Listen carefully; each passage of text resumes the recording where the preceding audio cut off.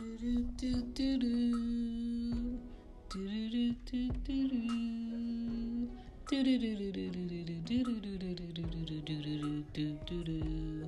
up, y'all? This is Shan. Welcome to Cozy Womb Podcast. This is episode 25. And today we're gonna talk about teaching your kids what to speak up about, because I think there's a line that's drawn as to your child being a tattletale and your child letting you know something so you can put them up on game about something they're dealing with, or a person they're around, or a situation, and just giving them like good points on what to do. Okay? Let's go.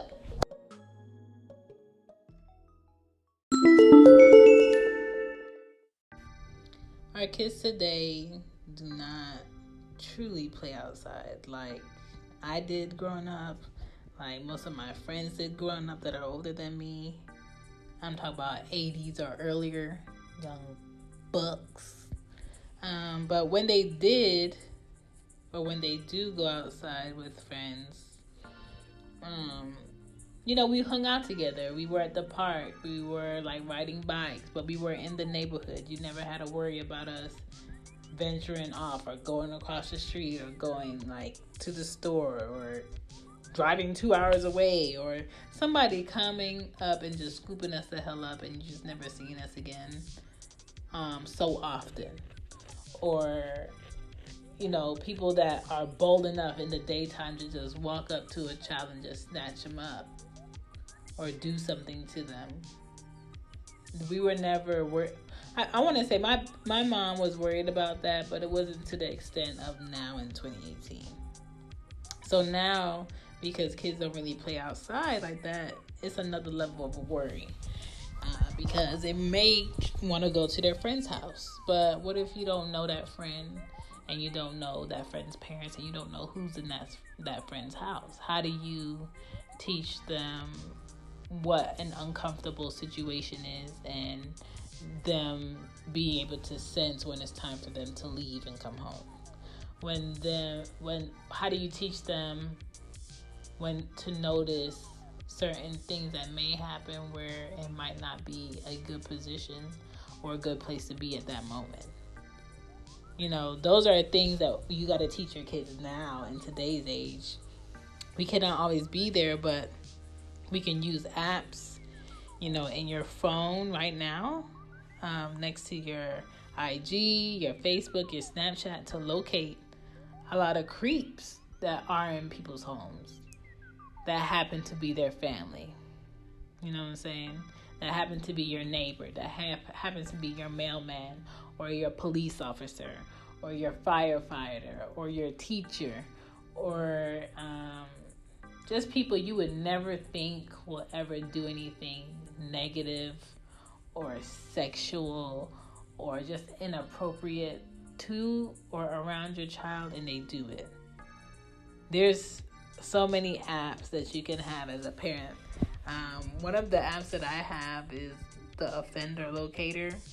I downloaded it from the iTunes App Store, and what it does is, I think I bought it for like 99 cents. It gives you the details of, depending on your address, who are like the sexual offenders that are charged, and what their charge was, and what they look like in your neighborhood. Sad to say, I do have, I guess they're a couple in a relationship that live on my street that are previous sexual offenders. But my kids really don't go outside like that, because my house is like on a hill where the driveway goes into the street. There's no sidewalk, so they don't really play outside. But just to know that person that has, those charges are in my neighborhood is like, damn. And then on top of that, like, what if I didn't check that? And they were like that neighbor that always wanted to come by and see my daughter or whatever. I'm not with that shit. Like, I really don't talk to my neighbors. I don't want to know their names.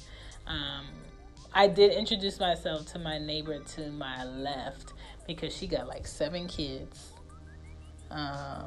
from age 2 to 14.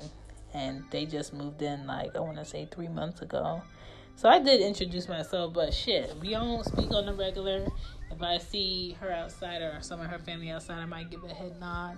But you don't need to know my schedule. You don't need to know where I work. You don't need to know nothing. You don't need to know if I'm married. You don't need to know what cars I frequently have in my driveway. You don't need to know who be there. You don't need to know shit. But back to these apps. The Family Watchdog is a good app to have. Criminal Watchdog is a good app to have. Because I've been a child victim of a sexual predator. When my mom lived in Maryland. We used to live in Maryland in Laurel. And these apartments called Sharon. What is it? Sharon Court? No, Sharon Court was the street we lived on. But I forgot what the apartments were called. Stuart Manor. Yeah. Stuart Manor was the apartments. And I've always still been a victim of a sexual predator that happened to be my relative for decades, off and on. And it wasn't until like I got older in my late, well, let's not even say late 20s, let's say 30 last year, is when I really like got face to face with my mom, and I just was really direct with her about the fact that I have 2 girls now. And it was easier for me to, create my life around avoiding a person and not having this person any way, shape, or form involved in my life and my children's lives. But I know I can't be everywhere my kids are going to be at. I know I can't be an eye or an ear every time they're in a room with someone. So all I can do is teach them. But at the same time, I can tell my mother, hey, I know you got to have this type of relationship with this person, cool. But I just want to let you know that this person specifically did this and this and this at these times between the ages of me being 5 and 15. And I don't want them any way, shape, or form around my child. I don't want them at my home. I don't want them around me. I want nothing to do with them. In one of my books that I wrote a little bit about it. But I don't believe in forgiving people. I don't get that concept. I don't get, oh, you don't do it for them, you do it for you. Fuck that. No. People do not change that do malicious, spiteful acts in life. They figure out a way to do it where you don't notice from how they did it before. They find a different way, but they don't change. Once that type of shit, that type of evil, that type of spitefulness is in a person's characteristic, you have to accept, let go, and figure out what works for you. And what works for me is me not having negative, toxic, disgusting, evil ass people in my life. And it's up to me to let anyone that I love, that I allow my kids to be around, know that, hey, I don't fuck with this individual at all. And if this individual is going to be around, you need to give me a heads up so I could come collect my children. As a mother, it's my job to protect them. And, before I can, make sure I'm not around a person, I'm in a safe zone. But I got to make sure my girls are in a safe zone, too. And so I had to be more vocal to my mother about it. I've been going to therapy, not primarily about that, but I always knew since I was young that I needed to go to therapy about it, because I just felt like I was holding the weight of just anger, not understanding why,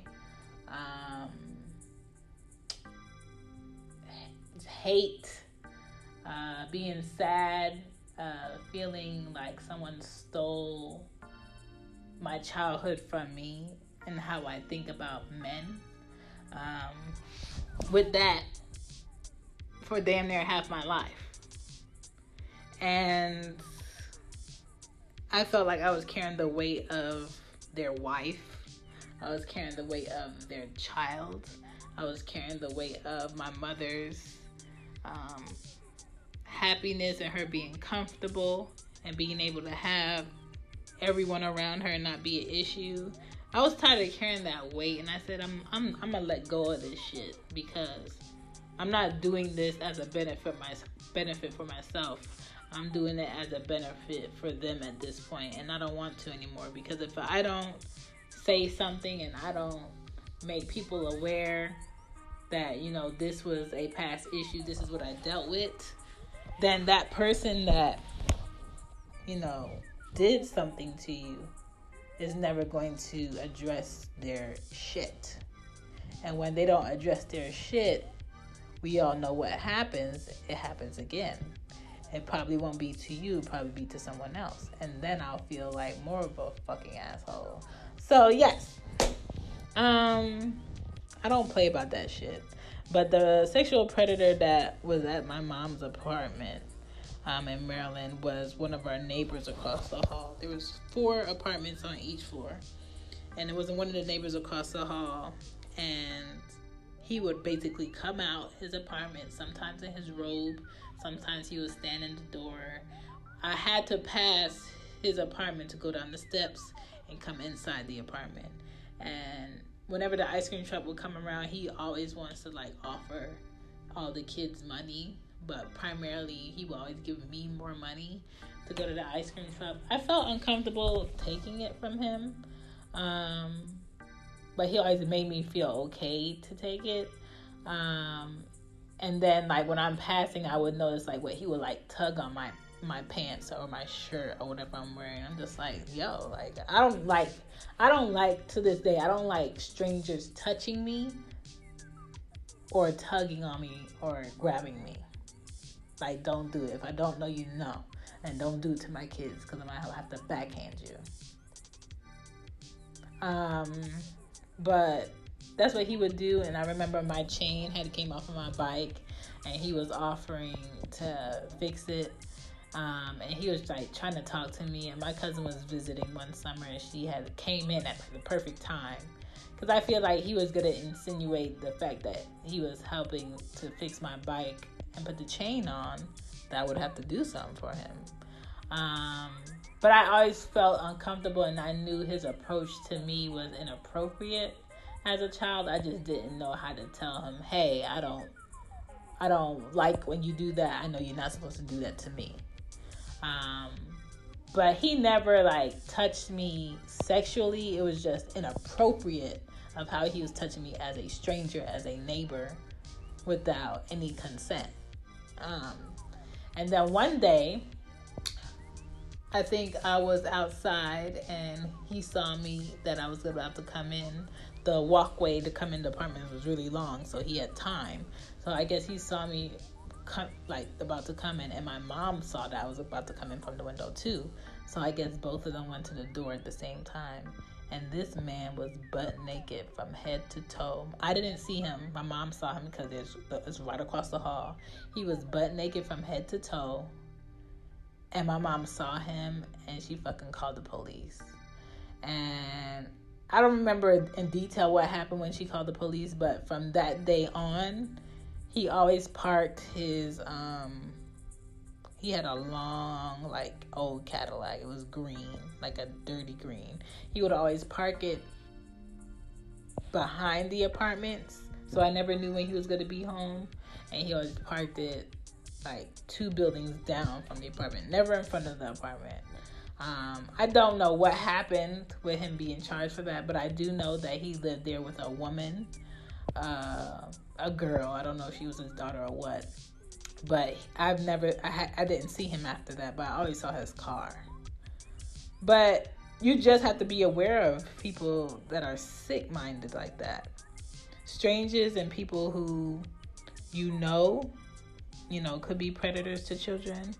But you just have to make your children more aware of what actions are not okay. And I would want my daughters to be aware of what's not okay with strangers. And my mom never, like, I don't remember her talking to me about, hey, if a person does this to you, you do this, or this is how you defend yourself. If a person does this or corners you or whatever, that was never talked about. And I don't know why, because my mom also was a victim of sexual abuse as a child with a relative. And I feel like that's more common than not, unfortunately. But for me, because I know that happened to me, I'm having this discussion with my daughters early. You know what I'm saying? Especially the fact that they're going to go to school and I'm not there. Especially the fact that they're going to be around other kids and I'm not going to be around all the time. I'm having that discussion with them early. You know, that's why till this day I'm very like involved with where my children are, who are they with, who is in the house, and I absolutely trust you like to the moon and back if I leave my girls with you. I absolutely trust you to the moon and back if I leave them with you overnight. You know what I'm saying? That says a lot about you with me. You know, I have to teach my girls never to let anyone threaten you or bribe you. There's no secrets that you keep from me or daddy. I got to teach them that. If they want to, you know, have a surprise, make sure nobody tells you not to tell me something about a surprise. If somebody wants to give you a surprise, they need to share with all of us. And if they don't want to share with all of us, just tell them no. No car rides from people you don't know. No car rides from people you know unless you tell me first. So, like, let's say one of them are in school and their aunt or their cousin or somebody's dad or sister or brother, oh, I'm picking you up today. You call me first and let me know. Or if I know that I'm sending somebody to pick you up from whatever the next day, I'm going to let you know first. Like, you have to communicate things. And I feel like a lot of parents feel like, oh, it's not in the child's place, or don't worry about it. No. Put your child up on game so when they go out in the world, they on point. You know? You have to tell them things. Relatives need boundaries too. It's not just strangers. It's not just people you don't know. It's not just teachers. It's not just policemen. Relatives need boundaries too. Parents are responsible to make our kids aware of good choices, who, what, where, and when, and why. That's my job as a parent. I will not do sleepovers, period, with my children when it comes to friends. Maybe family, but, seldom and few. But I'm not doing sleepovers. And tips for parents, just talk to your kids more. Make it normal to bring up certain subjects. Don't make it like, oh, man, my mom came out the blue last night talking to me about X, Y, and Z. No, make it normal. And when you bring it up, don't make it a long, extended conversation. Just drop a gem, leave it alone, come back to it later if you think your child needs more information on it. Babysitters need to be researched. Put some cameras up in your house if they at your house. Check in on them. Have your child call you while they're there. Cameras are important. I mean, shit. It's 2018. You can put cameras anywhere. Improper situations. Tell them what are some examples of improper situations. Don't be in the room alone with anybody older than you. Don't let anybody touch you. Keep 5 feet away from people you don't know. At least 5 feet. Learn to scream. And if you see, if you're at a park and you're lost, go look for someone who has kids and there's 2 or more people with them. And ask them for help. Because it could be, I'm not going to tell them don't go to a man. I'm not going to tell them go to a woman or vice versa. Because you don't know. It could be male or female these days. But I would tell them to go towards someone who has multiple kids and it's more than one person there. and ask for help. Tell them your name, tell them my phone number, and tell them what your problem is. Are you lost? Tell them. You got to teach them those things. Teach them to protect themselves in their lives outside of you. So if you're not there and you're at work or wherever, teach them how to protect themselves. Teach them how to kick, bite, where they hit somebody in the face, how to poke an eye. What I do when I have Anya at the park in the wintertime, I make sure she wears a bright, odd colored jacket. I try not to get her something that you're going to see in multiple stores that a lot of kids are going to have. On her sneakers, I write her name on the inside of her sneakers on the sole part. Inside her shoes, I put her name. Inside her jacket, I put her name and my phone number. In her book bag, I put her name and my phone number. On her car seat, I have my name, first and last. Ari's dad's name, first and last. My phone number, his phone number. And anything medical like that's important. If she has allergies, what she's allergic to, blood type. Because you never know what can happen. But you always have to stay on your toes about if something happens and you're not around, does my child know how to do X, Y, and Z? Does my child know their phone number? Does my child know their address? Does my child know who to call on, what to say? Do they know their first and last name? Anya really doesn't wear bracelets. I wanted to make a bracelet for her that had her phone number on it. She doesn't wear those. But I try to, make sure I'm aware of what I put her on, what she has on for the day. How is her hair? I keep pictures like you wouldn't believe, recent of her. Make sure you have that. And just build your child up and make sure they check in with you often. And monitor like their website use. There's a lot of creeps trying to invade kids' lives through kid apps, YouTube, chat rooms. Like, I don't care. Let my girls get to teenage years. I'm in your Snapchat, your Chat Snap, your Facebook, your Book Face, your IG, your GI. I don't care. I'm all up in it. You post something, I'm commenting below too. Somebody DM you, you DM'd us. Like, I'm in it because kids don't have privacy. I did an episode about that already. When you're a child, you do not have privacy.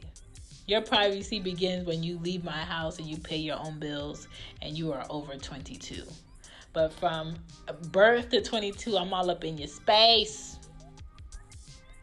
I'm all up in your space. Until I feel like I put into you everything you need to know for yourself and you could do it yourself. But that type of faith has to be built. Educate yourself with your kid apps.